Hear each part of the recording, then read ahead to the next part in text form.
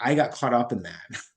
I was completely caught up in that whole like Purdue Pharma thing. Like, I wasn't necessarily getting the opiates myself, but I had a secondary person that it was just so easy. And like, they Yeah. just got, and that got me horribly addicted. Like, I left Arizona State with a college degree and a horrible addiction, like it's because it was Yeah. just, you don't understand that this is heroin in a pill, like at the time, like you don't, if someone told me this is heroin in a pill, I probably wouldn't have taken it.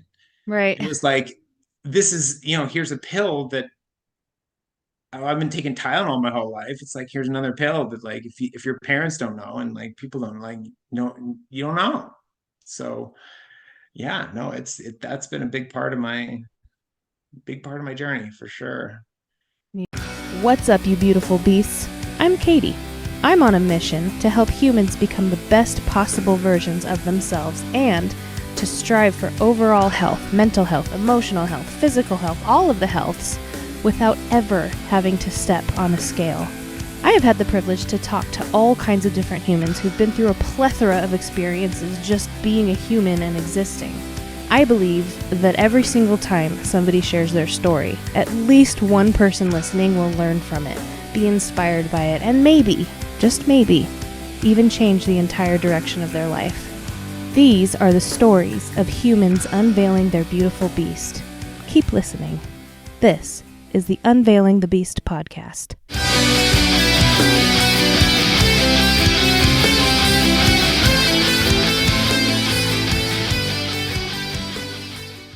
So I love that anytime I see somebody else who likes to make other people laugh, I'm like, this is my person already. We haven't even met. I love it. It's my background. Like, before I got into the whole, like, before I was chosen for the whole spirituality thing, like comedy was my thing. I just could never make it completely work. Like, I was funny, and I lived in LA. I actually got selected for the Groundlings, which a lot of SNL people like start there. Phil Mm-hmm. Hartman, Will Ferrell. You know, I got chosen to be in there, but there's four levels to work your way up to like the main stage, and I couldn't even make my way to level one because my addictions at the time were just Mm. kept me from you know thriving, I suppose. But I absolutely love to make people laugh, and that is my original. I feel like that is my original intent on this planet, but things got diverted, so it's all right. Yeah, that's cool. In the community I'm in, whenever we do classes, we play this game called If You Really Knew Me. And, we take turns saying, if you really knew me, you would know that. And then we XYZ. The first thing I always say is, I love to make people laugh. And if you really knew me, you'd know that my second favorite thing in the whole world to do is laugh. Or actually, no, I got that wrong. My first favorite thing to do is laugh. Second favorite thing is to make other people laugh. So, That's since I'm, fantastic. I'm on board with you a hundred yeah, percent. And I just feel like that's, like when I got kind of this download of like, I've just struggled my whole life, and, like I've really gotten a lot out of helping other people. And I'm also, I also have this like comedic background. So I feel like spirituality and comedy, like if we can merge those, like we can really change a lot of more lives. So yeah, like that's what I'm coming to offer. That's what the book is coming to offer. That's what the program is coming to offer. It's just like look, if I'm really hoping to both make you laugh and make you think, but if I can at least do one of the two, I didn't at least waste your time, you yeah. know? Mission So accomplished. yeah, totally. You already got Totally. me to laugh and you already got me to think a little bit about the Matrix. So you're good. All right, this is a great Didn't episode. Have a waste your nice day. time. So let's rewind a little bit. Tell me about how you got into the spiritual part of things, aside from comedy. Oof, boy, it's been a journey. So I had a lot of struggles as a youth. Comedy was like my outlet, right? Like Hmm. because I my parents did the best job they can, and I love them to death. But they just didn't know how to pass on affection of any sort. So whether that's words or like the only way they knew how to do it is like, well, I've provided you with things, which is fine. I mean, Right. I feel their love, and then that's all good. But the fact is that children need more than that. Like if you're not going to hold a child, you're not going to tell you I love you. It's going to eventually affect them. So my thing was all of a sudden I wanted attention from other outlets because I wasn't getting attention from my parents because they just didn't know how to give me attention. So that's where the comedy thing came in. Um, Unfortunately, like that was the original startings of the attention, but then I realized I could get even more attention by, like stealing things and, like making so I would go into like grocery stores and as a teenager in high school and walk out with, like a grocery cart full of booze and stuff. And, that would get me a lot of attention. That was the addiction, was that Right. attention. Um, so it's been a long struggle kind of figuring out all the things that led to that. And, um, eventually in the last 5 years, it's just been such an insane struggle. I'm not even that far along from experiencing my last trauma, which was only about a year ago, but I've experienced several traumas in the last few years that, you know, have kind of brought me down to a level of like, what do you want from me? You Right. know? So one day um, my dad was nice enough to like help me out with like, he kind of went the shamanistic route. I was already part of the kind of a religious route, and kind of the problem with religion is it kind of separates us, and it's like spirituality like actually brings us together, like, and I didn't realize that until I had kind of this shaman come in and kind of bring it all together for me. So I had this experience where like it was I've had panic attacks before. So I would call this a bliss attack. It was like all of a sudden I kind of like stopped and I stopped thinking, and I can't tell you the formula for it, but it happened. And it was like in no way was I like brought to the other side like physically or in any Hmm. sort of way, but emotionally I was brought to the other side. It was like I hit this point where it was like bliss. And like all of a sudden it was like I was in airplane mode my whole life. So like a phone in Hmm. airplane mode, I think we can all agree is not living up to its potential, right? Like Yeah. no phone in airplane mode is living up to its true potential. And I felt like at that moment I was taken off airplane mode. And it was like all these things came to me. And it was I had this amazing feeling as well as, this kind of vision and focus. And now like, it used to be that helping people used to like make you feel good, but now it just is like an addiction. It Mm. there is a built-in reward system in our brains when we help people, and like this has now become my focus. It's taken a long time. It's taken several years of very hardness like to get through, but this has become like what my new addiction, like what makes me happy. Like it's Yeah. been a struggle. Like I'm not even that far removed from my last it's been like 5 different traumas in the last 5 years, and I already had issues before that, and I'm not special. Everyone out there is like, everyone's recovering from something, Yeah. and that's I'm just after I just want to reach those people and like tell them that it's going to be okay. Yeah. That's really the goal. But yeah, the whole book is just based on a download I got from a meditation. That's all it is. Yeah. I love it. Is there a specific type of person that you help, or is it anybody and everybody?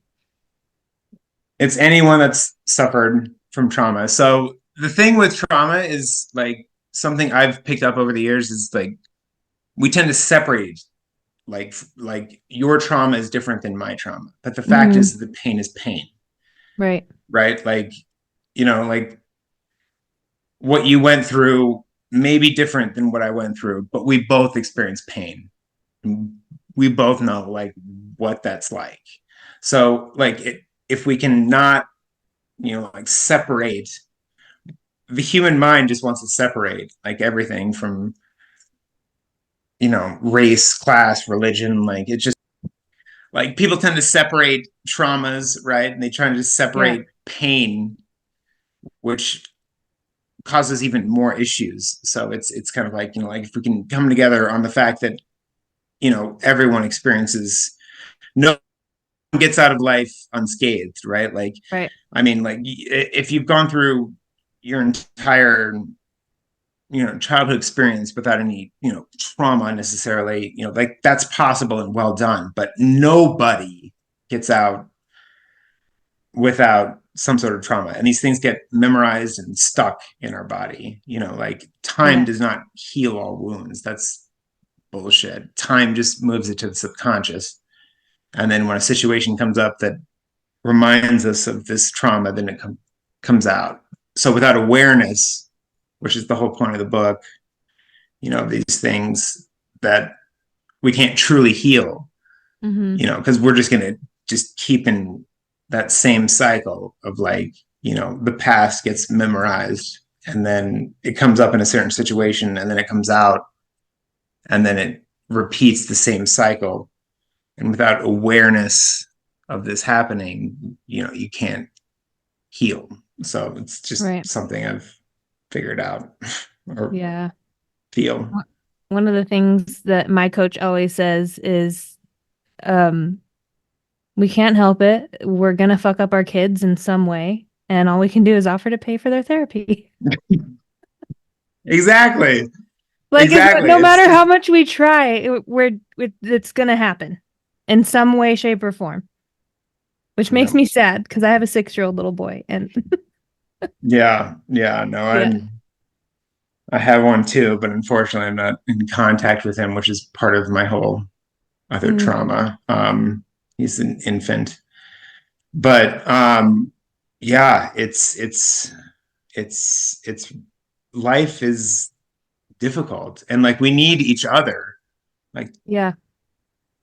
to help us through because like otherwise we're going to sit there and our thoughts are just going to just destroy us. Like I mean it does for me. Like if I didn't have people I'd just self-destruct. I mean there's no question. So it's just I've come up with a system. So the book's name, it's almost done. I'm so excited. Like I'm finishing up the first story, but it's called Sourcery 101. So, but it's spelled differently. It's not SOR. Wait, RCERY. It's SOURCERY. Yeah, I Like think the that's word right. source. Spell check generation. I'm very bad at spelling, but it's spelled with a U in Okay. there instead of without a U. And the whole point of that is we're using source energy to heal ourselves. It's clearing up the communication with the divine, right? Mm, Like this whole thing, I get a kick out of like people that are, like these, like the secret and stuff, like that all stuff works, but they're missing a point of it. If you don't feel worthy of what you're trying to manifest in terms of your life, it's never going to happen. It's like a signal. It's like tuning in to a signal. It's like we're close to the same age. It's like those old like 90s, 80s like radio things with like the tuning dial and then like the antenna. So you have to Yeah. first like tune the dial in. You have to guess. It's not digital. You can't say, "Oh, we're on 92.3." You Right. have to guess where it is, and then you have to adjust the antenna to the right spot to really get the clearest reception. And like manifesting things that you want in your life isn't going to happen if everything isn't tuned up perfectly. Like Right. I tried it in college and didn't work. And the main thing was like, well, do you feel worthy? Well, no. What does that even like? What does that feel like? Like worthy? Like what do you Yeah. mean worthy? Like what does that feel like? So like this stuff doesn't work for people because they don't feel it first. And like I'm hoping like this book and like my teachings will help people feel it so they can move on and create things. But I'm not promising riches or anything like that. Right. I'm promising like the feeling of Yeah. feeling better. What you do with that is up to you, Yeah. like, but the secret does work, but it just there's some more details to it. Yeah. It kind of goes along the line of, when people are starting a business and someone's like, "Well, charge what you're worth." But like one of the number one things that people struggle with is, am I worthy? So if you don't even feel worthy yourself, how the hell do you know what to charge? Exactly. Right? Yeah. That's the whole point of this, like is to create that signal. Like if you're not feeling Yeah. worthy, you're not gonna, like I love using my nieces as an example because my nieces and nephews, because they come in and like they know what they're worth, and they tell me, they're like this year, like, or what do you got for me? Like, because they already know their worth. Right. Like I come in and like I mean these are 5 and 6, 7 year olds, like, what'd you get me?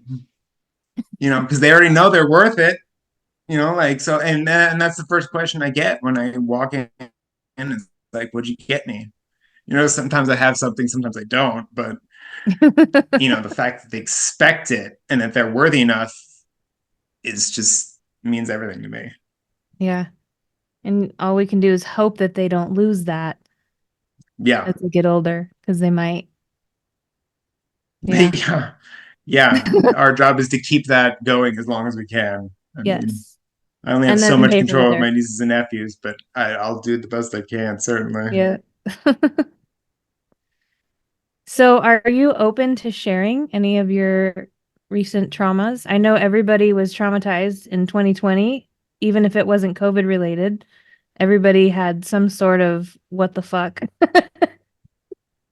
And that's I one know of for me, a them. lot of people died and none of them died from COVID. So, Yeah, yeah. no, that was definitely so of the five, that is I count that as one of the five, and we Mm, experienced that as a community and globally.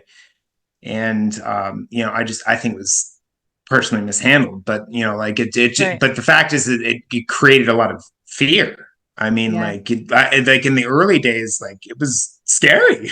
Yeah. Like it's kind of like you can kind of sit back and like kind of laugh at it now, but the fact is in the early days it was scary. It was like, do I even want to leave my house? Yeah. So that was the second of the five. So the first was, unfortunately, my mother died the year before COVID hit. So I was kind of dealing with that when COVID hit. And then Hmm. there was actually a loss of a job in between those two things, a job that I'd had for 6 or 7 years, which I didn't like and hated. So that's really, I don't count that as a trauma because I had been there a long time. But the fact is, it sucked. Like it was a Yeah. mortgage job and it sucked. So, but the second one was COVID. And then after COVID, my sister had passed. Mm, And then after my sister had passed, I was really struggling with these other three traumas. And I had resorted back. So I had been sober for many years before my mother passing, but my mother passing put me out.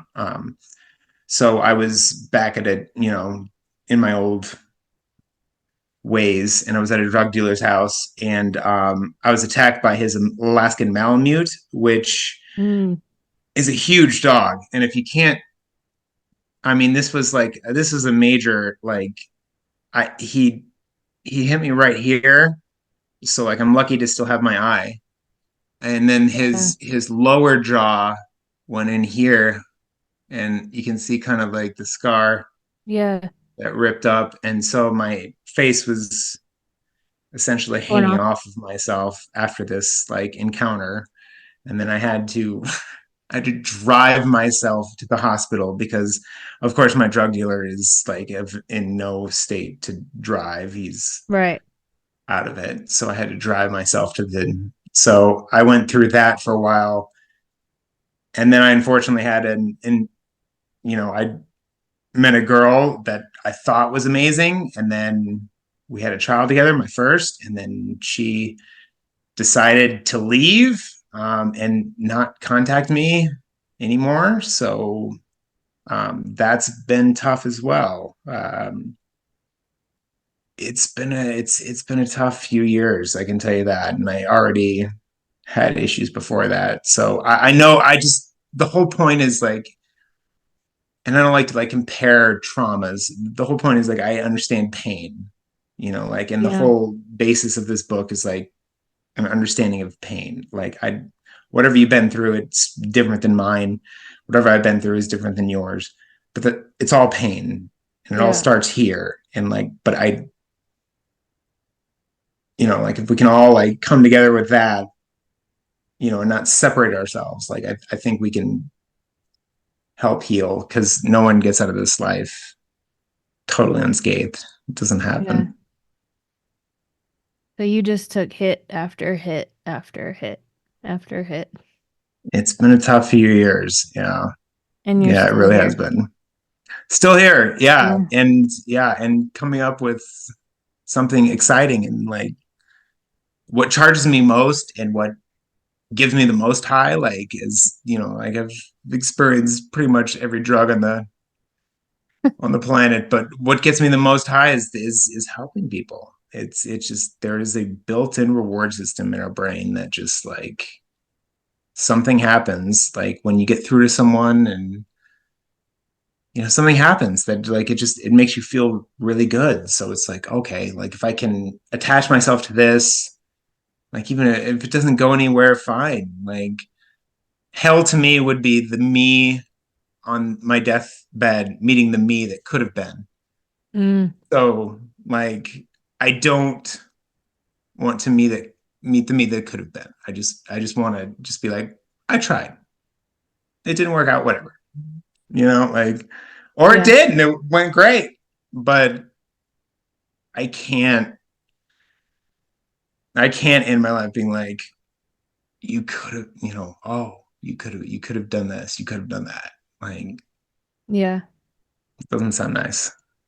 Yeah. And what I'm sensing is that you're helping other people is creating the best version of you. Oh, it absolutely is. It's for Yeah. selfish means. Like I it's mean, it might sound altruistic and like I want to help people, but truly like there is a built-in like reward system that helps me when I help other people. So well, it's not selfish completely isn't always altruistic. bad. Selfish is not always bad. No, I it mean, definitely is I not. I thrive off of helping people too. It makes me feel good to know that Yeah. somebody else feels good. So I get it. And I'm sure we're not the only ones. Selfish isn't I always bad. can't be. Yeah. Can't be. Yeah. Yeah. Cool. So what other things about you are interesting you think people want to know about? Do you have like examples of tools that you use with people?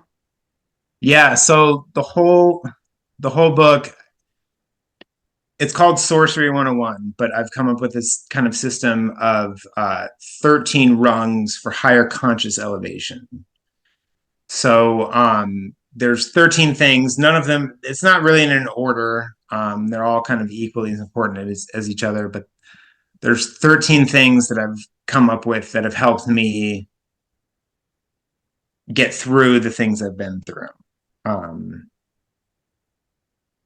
like there's I don't want to go through all of them necessarily, but um, there's 13 things that really have helped me a whole lot. And like I've narrowed it down to 13 because in tarot 13 is kind of the number for transformation. And the whole idea of the book and everything is it's a transformational book. And Hmm. transformation can be a difficult and painful process. And you can ask any werewolf, they'll they'll agree. Yeah. So like it's not easy, right? Like it's not an easy thing. But there's 13 things I've come up with, and each rung, right, like is like get a little higher and get a little higher. And when you're like when you can see things from a different perspective, we don't see the thing, we don't see the world. How about this? We don't see the world how things are. We see the world how we are. So like it's a matter of perspective. Right. It's kind of like zooming out. Um, it's a way to see things in a different way, and just things that have helped me, like just one of the ones is like one of the major ones is understanding, like so understanding why things happen and why people are the way they are is a big portion of my own healing. Like because if Yeah. you're just constantly pissed off about what people do and the way things are, and like this and that, and like why, if you're just constantly pissed, it doesn't help you any, like it doesn't. If you can just understand that like everyone is a product of their environment, like Hmm. everyone's born okay. Everyone's born Yeah. okay. Like it is all environment. And if we can just understand why these bad things happen, and like it would just help us better. So that's one of my main rungs, is like understanding. And you don't have to agree with it. You don't Hmm. you don't have to condone it. There's not a justification for it. And like, but if you just understand why people do the things they do sometimes, and that's what they saw growing up, and that's what been memorized in their body, and like these things that just repeat themselves and the cycle over. And if you can just understand that, it'll help us all better. Because if we're Yeah. just constantly pissed off, what does that do? Like it Yeah. doesn't help or solve anything. Like I don't understand this person. I'm seriously pissed off at them. Like so that's one of my main ones, is like trying to understand why things happen, why people do what they do. Yeah. Like it's a big deal. It really is. Yeah. I think if more people understood this, the concept of we don't see the world as it is, but as we are. Um, I'm not at all trying to get political, but I think we wouldn't be so divided in America if everybody just understood that concept and then they were able to take a step back and look at the big picture, then we wouldn't be so divided right now. It's a great point. Mhm. It's all about Yeah. perspective. So like, like not to get political either, but like the last any presidential election, like is complete disaster for a section of people and is like Yeah. a total victory for the other. It's perspective. It's Yeah. like, it's a matter of, like how you're looking at things. And it's just that's Yeah. the problem with politics, like especially in America. Like we have this two system politics. It's just like you choose one side, you choose the other, and that's it. Like otherwise, you're throwing away your vote. And like a place like Germany has an 11-party political system, like, and we Mm. have two. Like like you Yeah. choose one side or the other. It's absolutely ridiculous. It's like you choose one guy who's gonna like come in and make some changes for a few years, and then some other guy's gonna come in and change it all back. It's change Yeah. is non-existent. It's an illusion. It's just like politics is just funny to me, and it just seems to cause people like anger. Like Yeah. that's really all it seems to cause because it doesn't make any real change. I love, Yeah. like, yes, someone will come in and change for a little bit, but 4 years later, that person just changes everything back. Like Yeah. it's just Yeah. it's an illusion. And then there's people like me that understand what's going on, and you're just like here in the middle, like, but what about the country? Yeah, I thought it was for the country, it's you why know? our system is so screwed. It's Hmm. you're left or you're right, but what about those of us in the middle? Yeah. Like where do we go? We don't have a voice. Like, like it's no, you're left or you're right. You're not middle. It's like, okay, all right. But yeah, it's another form Yeah. of just separation. Just we're great at that. We're Yep. class, religion, race, like Yep. we're really good at separating each other. And Yeah. like part of my whole thing is to try to not see that illusion of separation. And if we can come together and just 1%, like just 1%, if you have 1% coming together, like with this meditation and like seeing unity and stuff, like it can change the other 99%. I mean, if you look Yeah. at chimpanzees, they're 99% human. So 1% changes a lot. Yeah. Diet soda is 1%, is 99% water. So like 1% can change everything. So like it's not like we need to get everyone on board. It's like there's Right. an effect that happens with just 1% of people. So like that's what gives me a lot of motivation, you Yeah. know. Well, I like to think that 1% of the people are listening to this podcast. Yes. And if you're listening, highly recommend that you study human behavior. That's all I Yes. can say. Agreed. Yeah. Yeah. I mean, I've been studying human behavior for years, but I've been going super in depth this last year. And it's just like you see the world in a whole different way when you understand that, like, while everybody has like external differences, we're all pretty unified in the human condition, if that makes sense. We all We came all from the want the same same place. thing. Yeah. So, Source. Yeah.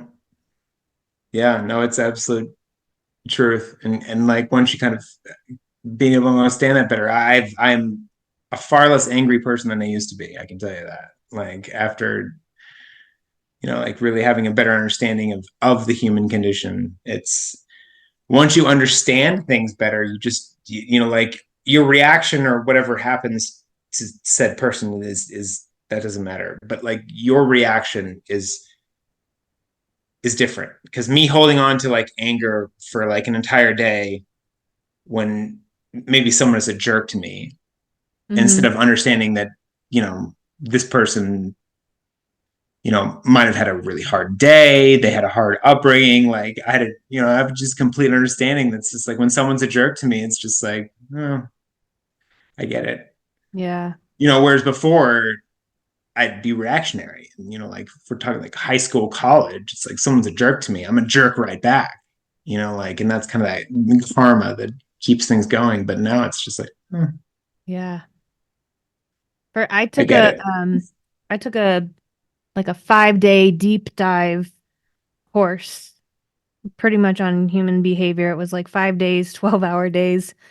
And I didn't even know I was angry until somebody else was sharing their anger. And I was like, why am I relating to this person? I didn't know I was angry. And I was like, fuck, maybe I am angry. And then, oh, I had something else in my head that I was going to say. I totally forgot. Yeah, I Something lost about anger. something about anger. Yeah. Didn't know I was angry. The end. Oh, yeah. Yeah, It was also wrapped up in my 6 years of chronic lack of sleep. Yeah. That's what I that'll started. that'll do it. Yep. That'll do it. Like Averaging I like 4, 5, 6 hours a night. I was lucky if I got 6 hours. So, Yep. And there's Yeah. yeah, and there's yeah, there's it's never a physical reason for that. Usually, it's usually kind of like our spiritual and emotional condition that just leads to that. Because I also totally dealt with lack of sleep, dealt with everything. But yeah, no, the fact is dis-ease in the soul creates disease in the body and mind, and that's Yeah. just the way it is. It's like we just absorb everything that happens to us, and then that affects our mind and our body.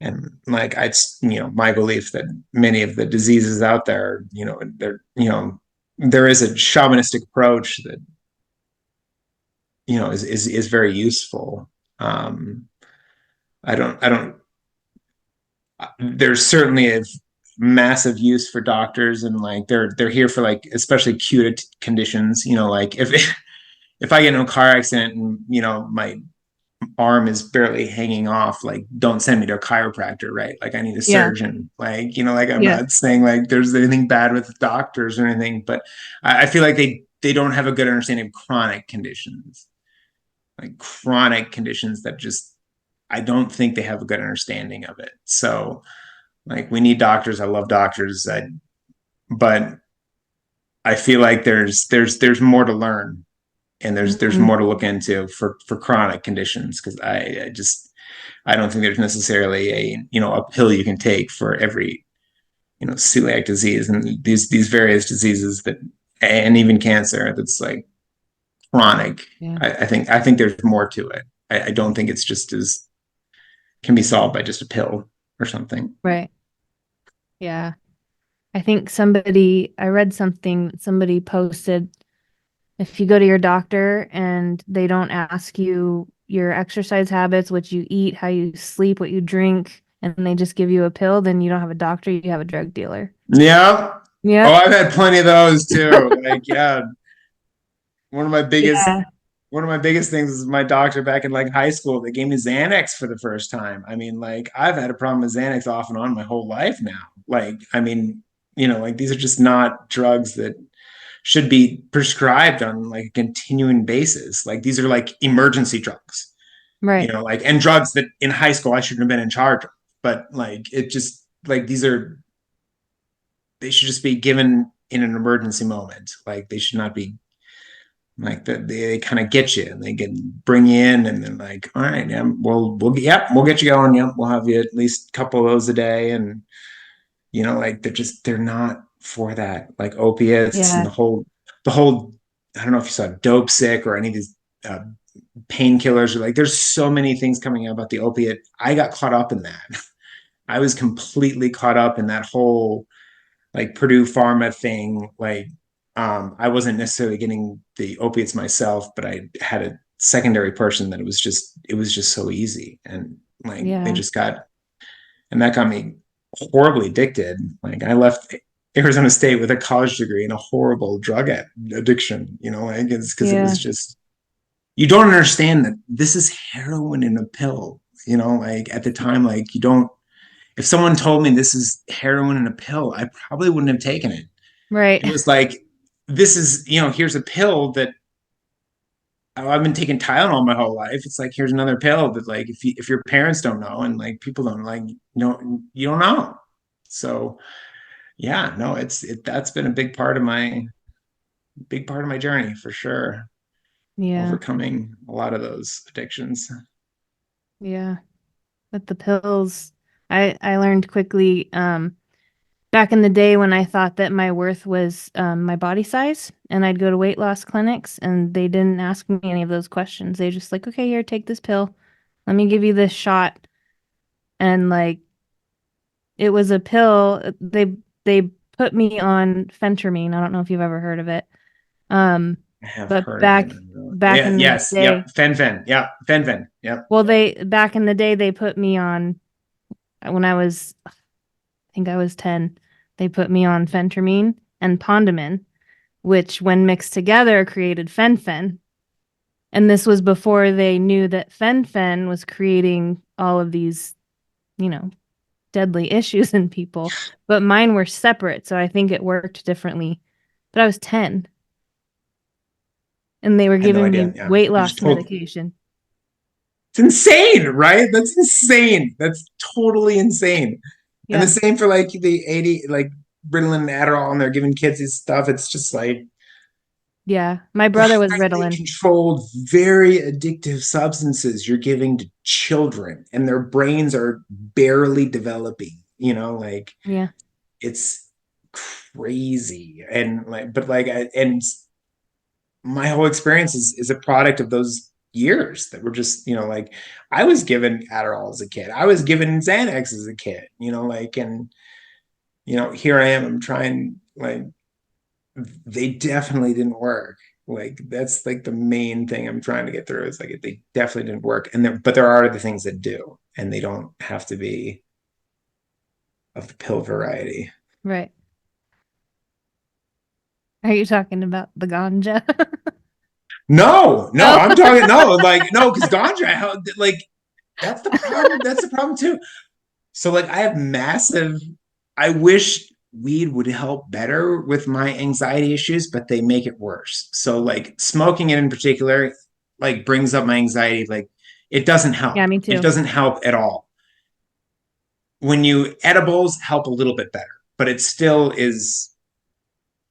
isn't where I want to be. Like I like there are other things I find in meditation and through these like steps of awareness and things like trying to, like I feel happier.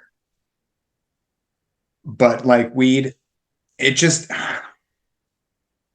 there's nothing wrong with it. If you take it, great. Like if it works for you, amazing. It just doesn't work for Yeah. me. I mean, like it just doesn't. It increases my anxiety. Like that's Yeah. not something that's gonna work long term. Yeah. I hate it. I compare it to when you're sleeping and you're having a dream where you're walking around but you just can't fully wake up. Yeah. That's how I feel when I'm Yeah. stoned. So I hate it. I'm not a fan Hate either. it. And yeah, I'm not here advocating that route. If it works for you, great. I mean, it's I was fine. I'm kidding, not. but I mean this is a good conversation Yeah, no, about I no, ganja. that's how I really feel about it. I just don't. I can't. Yeah. But It if just it doesn't works for work for you, listener, I'm not going to take that away from you. me. Absolutely, absolutely. Yeah.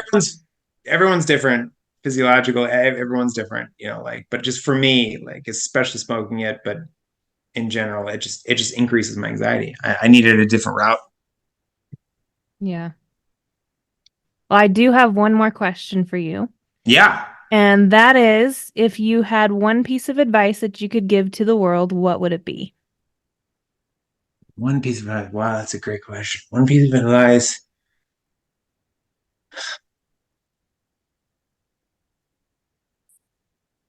Intuition over instinct. So, real quickly, they're very different things. Instinct is a more kind of fear-based emotion that we are reactive like to it. So like instinct is what a lot of people live their entire lives by. And we need instinct, right? Like but the fact is that many of our situations can be solved today by intuition, which is a much better way of doing it. And if you just calm your mind, so instinct is that instinct like reactionary, like, and you need that for fear-based emotions, like, but like the fact is we don't experience that a lot. Intuition is when you calm your mind, you take like 5 deep breaths, you stop, you ask whatever question you're going to, like put your hand on your heart, close your eyes, ask whatever question you're going to, that question will get answered before you even finish it. So my advice to, I guess, the world is to remember intuition over instinct.